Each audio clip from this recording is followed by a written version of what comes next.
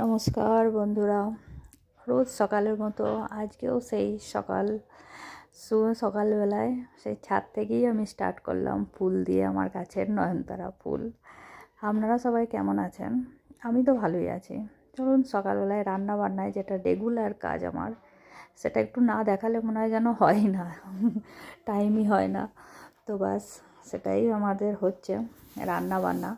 সকালবেলা আমার যেটা আর কি, কুমড়োর একটা শাক ছিল, মানে ছাদে একটা কুমড়ো গাছ দেখিয়েছিলাম।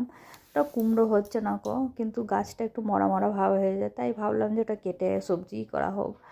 তাই কুমড়ো শাকের সবজি হচ্ছে মাছের মাথা দিয়ে, আর এটা মাছ দিয়ে, মাছটা ভাজা হয়ে গেছে, আর এটা ভিন্ডি দিয়ে আলু দিয়ে মাছ দিয়ে ঝোল হবে।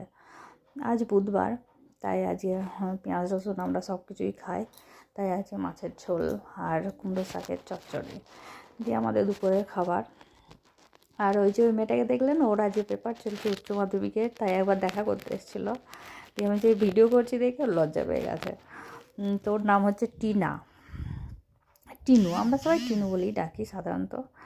তো দেখুন আমার মাকে সবজি হয়ে গেছে, মানে হয়ে গেছে, কষা হয়ে গেছে। এবার মাছটা আর ভিন্ডিটা দিয়ে দিলাম, এবার একটু ফুটলেই সিদ্ধ হয়ে যাবে। আলুগুলো আমার পাতলা পাতলা করেই কাটা হয়েছে, যে তাড়াতাড়ি হয়ে যায়। সকালবেলায় খুব প্রচুর টাইমের কম পড়ে, সেই জন্যে ফটাফট করতে হয়।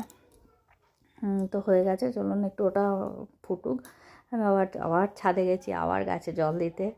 তো গাছে জল দিই, ঠাকুর ঘরটা একটুখানি মুছে দিই ছাদে, ওই টাইমটায় একটু ফাঁকা টাইম হলেই। তো ব্যাস, গাছে জল দিই, প্রচুর রোদ্দুর, তাই সব গাছে তো সকাল বিকেল দুবারই জল দিতে হয়। তো জল দেওয়া হয়েই গেল প্রায়। চলুন এবার নিচে যাই, আমার ঝোল ফুটে গেছে,